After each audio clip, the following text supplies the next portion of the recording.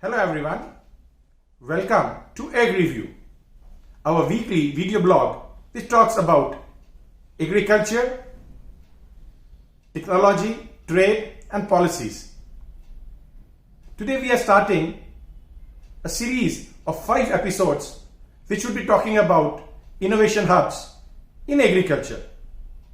Globally, few countries has emerged as hotbed of innovation in agriculture, namely Israel, India, Netherlands, China and USA.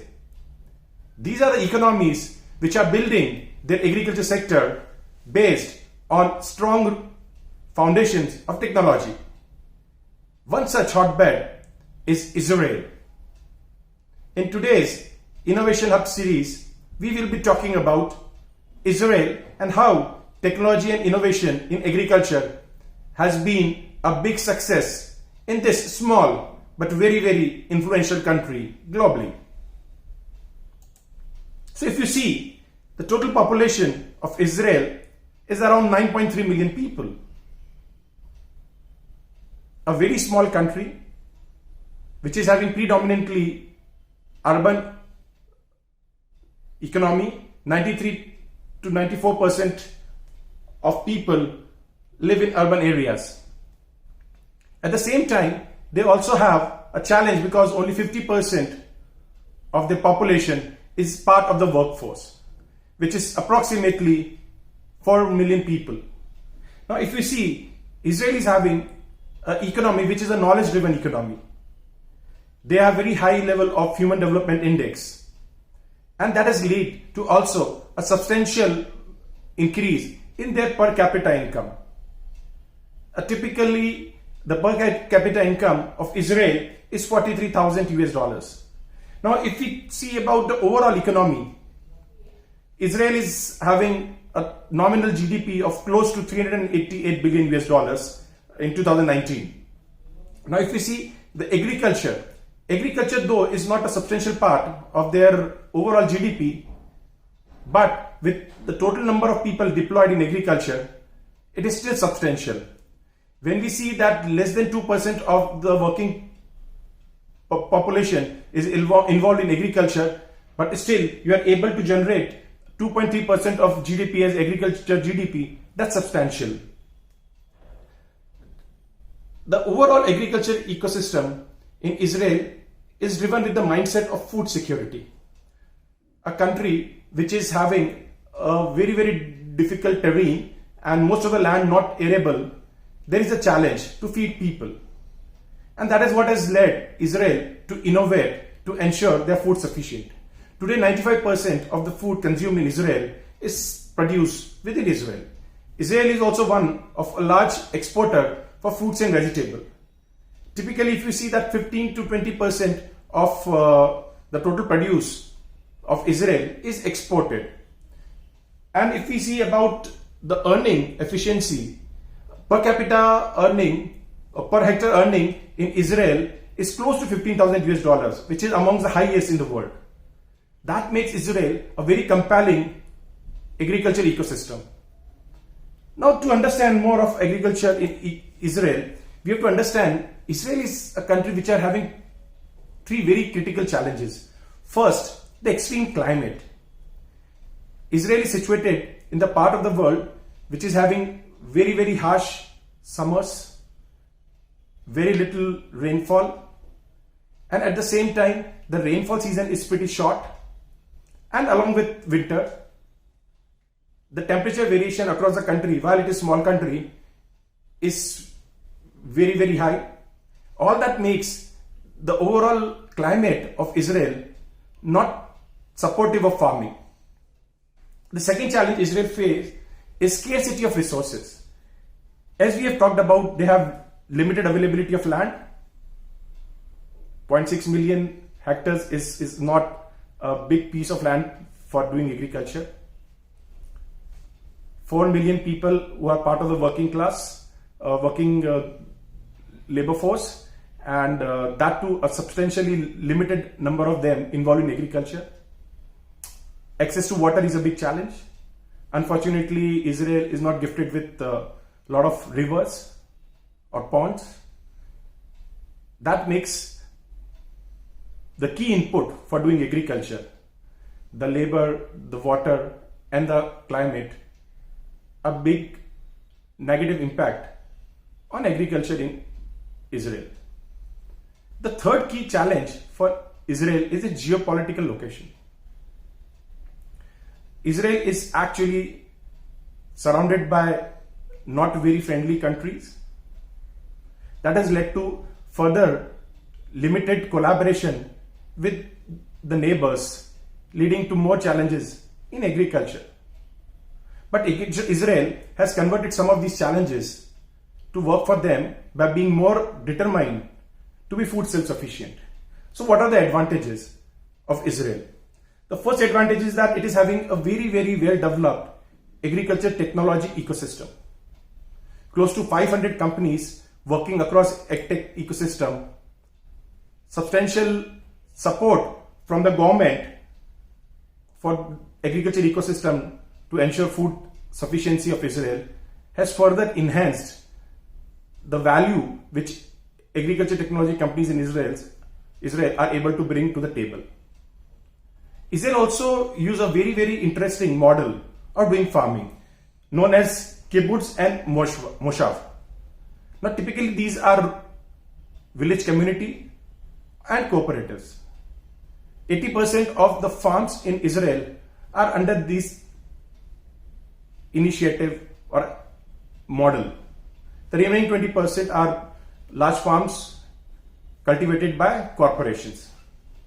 The third thing which is in advantage of Israel is the government support in R&D activities in agriculture. Close to 25 different type of organizations are supporting the Israeli ecosystem for agriculture. All of these things have ensured that Israel is a net exporter of agriculture produce as well as agriculture technology services globally. Out of a typical market of 9 to 10 billion US dollar of AgTech, Israel has a lion's share of close to 20% in that. That will give you understanding that how strong Israel when it comes to agriculture technology. Now let us understand which are the specific areas of agriculture technology in which Israel is very strong and what are those companies doing in those sectors. We start with irrigation.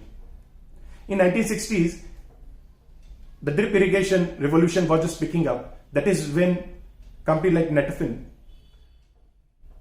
ensured that with using limited amount of water, we are able to grow more. Netafim use now modern technologies from IoT sensors, both soil sensors as well as ambient atmosphere sensors, to create an autonomous irrigation system to ensure that with minimum use of water, more and more crop can be grown. Sprinklers, drip irrigation, misters, all these are critical to ensure that you are able to produce more with less water. Another company which is very strong in technology related to irrigation is Manna.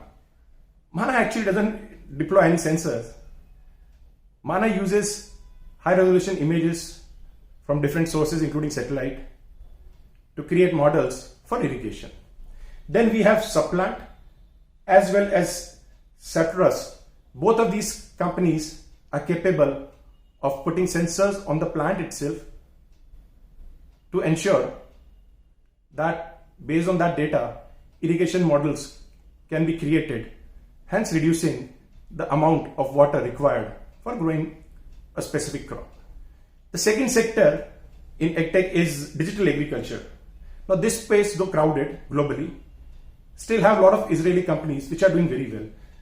AgriTask, a comprehensive tool for collecting different type of data to create decision-driven or data-driven decision making for a farm. We are having Prospera, which again collect information from multiple sources to provide right sort of agriculture and agronomy advisory.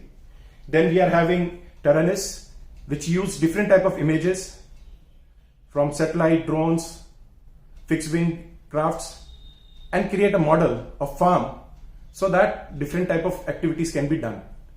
Then we are having Phytech.